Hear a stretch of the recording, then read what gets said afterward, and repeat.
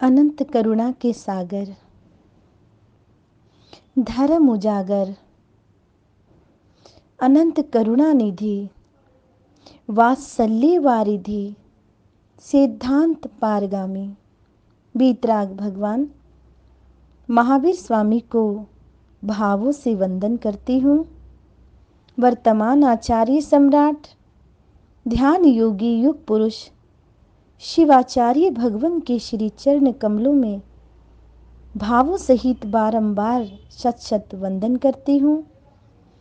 मम हृदय निवासिनी गुरनी मैया महासाध्वी सरल आत्मा वीणा जी महाराज साहिब के श्री चरणों में शत शत नमन करते हुए धर्म प्रेमी बंधुओं, वही भाभी जीवो, प्रतिदिन आप अपने अपने आध्यात्मिक क्षेत्रों में बैठ कर के घर घर में प्रवचन का लाभ ले रहे हैं।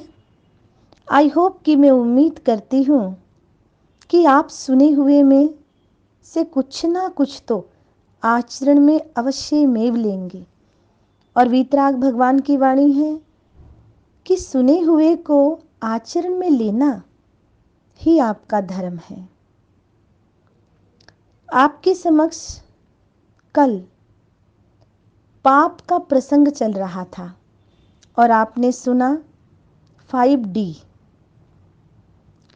आपने 5D सुना और कल आपको बताया गया था कि 5S को भी हमने जानना है।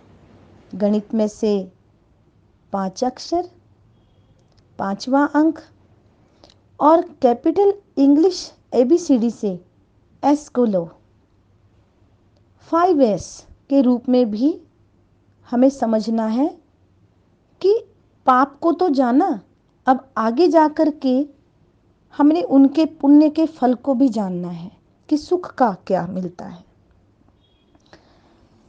तो ये जो आप घर बैठे ही सत्य का संग कर रहे हैं, यानी कि सत्संग का संग कर रहे हैं, उसके लिए भी कई ज्ञानी आत्माओं ने कहा सत्संग का नशा अद्भुत है।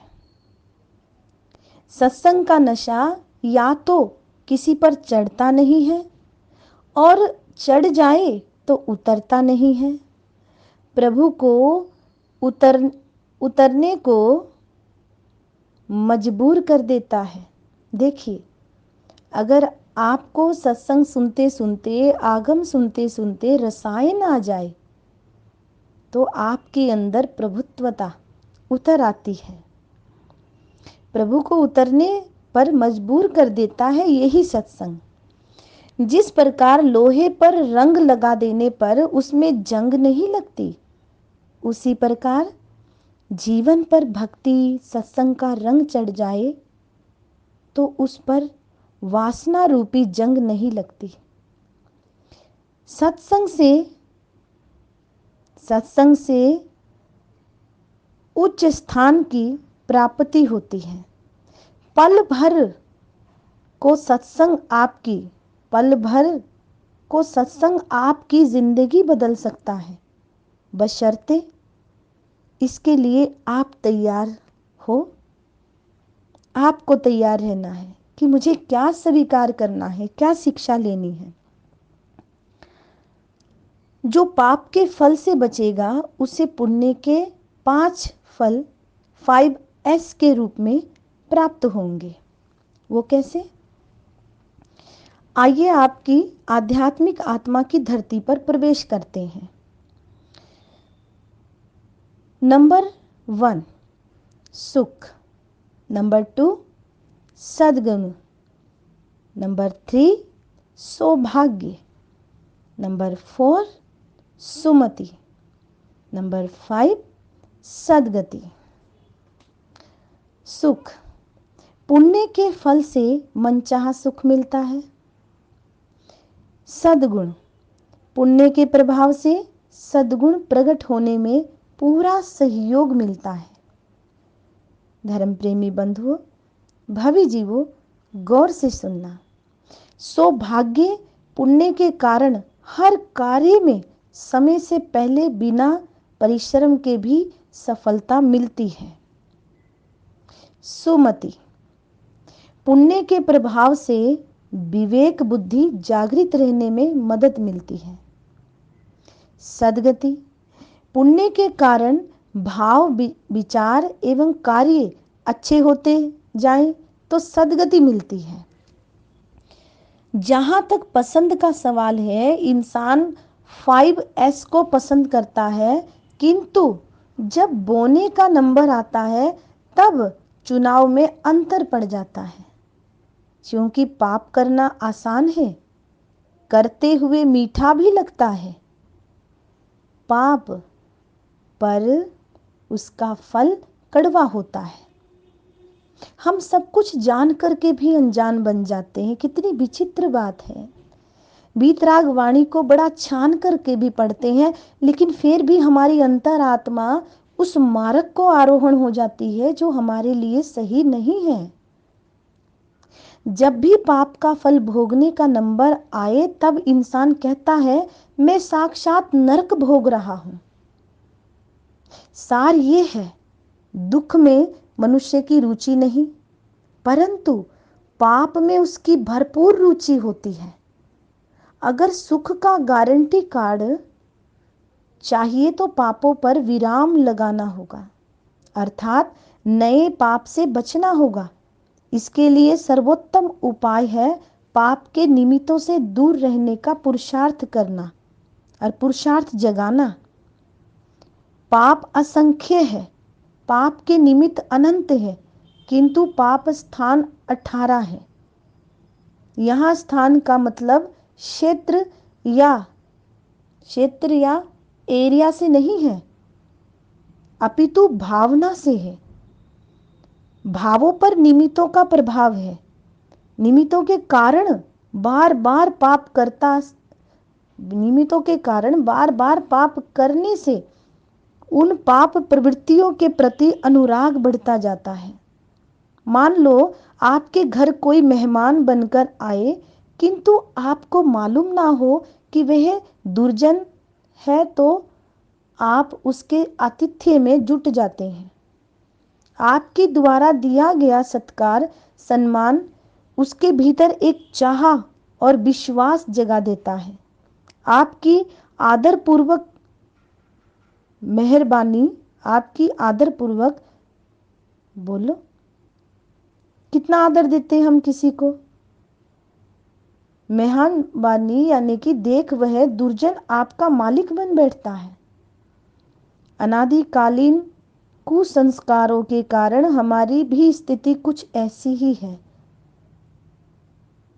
मेहमानदारी, अगर दुर्जन आपका मालिक बन जाए ज्यादा मेहमानदारी करने से, तो अनादिकाल कुसंस्कारों के कारण हमारी भी स्थिति कुछ ऐसी ही है। बाहर से आगत अशुभ निमित्त रूपी मेहमान को हम पूरी एनर्जी दे बैठते हैं और अपना बहुत बड़ा नुकसान कर लेते हैं। प्रलोभन और आवेश में छोटे से निमित्त को पकड़कर हम बड़ा पाप कर लेते हैं। फिर वे निमित्त हमारे मालिक बन बैठते हैं। इसलिए ज्ञानी कहते हैं, सावधान रहो, कुनिमित्तों पर ब्रेक लगाना सीखो, वरना कुसंस्कारों का अभ्यास इतना हावी हो जाएगा कि निमित्तों के अभाव में भी ये मन कल्पनाओं के माध्यम से निमित्त पैदा कर सकता है, पाप प्रवृत्तियों में डूबा रहेगा। ऐसा निमित्त बाहर से मिलने वाले सहायक तत्व जो प्रवृत्ति या कार्य में सहायता पहुंचाते हैं। जैसे आग के पास घी रखने पर वह पिघल जाता है, ऐसे ही कमजोर मन निमित्त की अग्नि मिलते ही पाप प्रवृत्ति की ओर चल पड़ता है। याद रहे, निमित्त तो आपको ये याद रहना चाहिए, निमित्त तो उनकी मौजूदगी में घटना घटती है जो पाप प्रवृत्ति इकट्ठी करते हैं, किंतु वे निमित्त तटस्थ है। राजा भर्तृहरि राजपाट त्याग कर तपस्वी बन गए थे। साधना मार्ग पर चलते हुए अनेक वर्ष बीत चुके थे। एक दिन वे पेड़ के नीचे विश्राम करने बैठे। अचानक उनकी नज़र सड़क के बीच एक चमकीले पत्थर पर पड़ी। उनकी पारखी नजरें बोल पड़ी, ये साधारण पत्थर नहीं, ये कांच के टुकड़े भी नहीं, ये तो बहुमूल्य हीरा है। उस हीरे को आंखों से देखा, नजरों से परखा। ये सारा खेल मन का चल रहा है। काया तो जहाँ थी वहाँ थी। अभी भर्तृहरि ऐसा सोच ही रहे थे, इतने में उन्होंने विपरीत दिशा से आते हुए दो घुड़सवारों को देखा। एक ही साथ दोनों की दृष्टि भी उसी हीरे पर अटक गई। दोनों ने अपनी तलवारें खींच ली और हीरे के पास टिका दी। एक कहता है, हीरा पहले मैंने देखा इसलिए मेरा है, तो दूसरा कहता है, पहले मैंने देखा और अतः इसका अधिकारी मैं हूं। यूं दोनों में झगड़ा प्रारंभ हो गया। दूर बैठे भर्तृहरि का मन कह रहा है, हीरा पहले मैंने देखा है, तुम दोनों तो बाद में आए। इतनी देर में तो दोनों ने एक दूसरे के सीने में तलवार घुसेड़ दी और भर्तृहरि के देखते देखते दोनों वहीं ढेर हो गए। हीरा तो अब भी वहीं पड़ा हुआ चमक रहा था।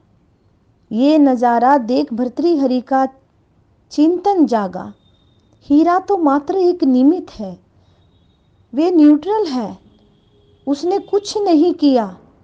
घुड़सवारों की लालसा और हिंसा के कुसंस्कार निमित्त को देखकर जागे और घटना घट गई। इसी कारण भगवान महावीर कहते हैं, जिन निमित्तों से पाप के प्रति आकर्षण जागता हो, बढ़ता हो, अथवा जिनके कारण विचार शैली, कार्य शैली या जीवन शैली में परिवर्तन आता हो, उन निमित्तों से बचना सीखो। क्योंकि हम अभी इतने दृढ़ नहीं हैं कि निमित्त मिलने पर भी प्रभावित ना हो या प्रवाहित ना हो और तटस्थ रह सके। अतः कोशिश यही करना सद निमित्तों के नजदीक रहा जाए, ताकि असद निमित्तों से फासला हो सके। इसके लिए उन अवसर, संयोग एवं निमित्तों की पहचान करनी होगी जिसके मिलते ही मन पाप प्रवृत्तियों में दौड़ता है। तो कल आपके समक्ष इसकी आगे की वार्ता अवश्य रखूंगी। पाप के ऊपर हमारा ये विषय चल रहा है और इसे हमें समझना बहुत आवश्यक है, क्योंकि पाप ही एक ऐसी जड़ है जिससे हम बार बार दुखी भी होते हैं और इतनी नेगेटिविटी एनर्जी इस पाप की हमारी पॉजिटिविटी को छुपा देती है, ढक देती है, सकारात्मकता खोती है और नकारात्मकता की उत्पत्ति होने लग जाती है। कारण पाप है। भावों में पाप, मन में पाप, वचन में पाप, काया में पाप अगर आ जाता है तो जीवन भ्रष्ट हो जाता है। और ये आज का प्रवचन आपके लिए लाभकारी, सुखकारी रहे। इसमें से अवश्य में कुछ ना कुछ आप लेने का प्रयास करना। अरिहंतों की वाणी है, बड़ी सरल भाषा में आपके समक्ष महापुरुषों ने पेश करी है, लिखी है। तो उन्हीं अरिहंत परमात्माओं की वाणी हम आप तक पहुंचाने का क्या कर रहे हैं, अवसर ले रहे हैं। और आप भी इस अवसर को पूर्व अवसर बनाने का प्रयास करें। जिन शासन पर भावना मार्ग पर अपने कदम बढ़ाएं और अपनी आत्मा को निर्मल, पावन, पवित्र करते हुए बोले, जय महावीर।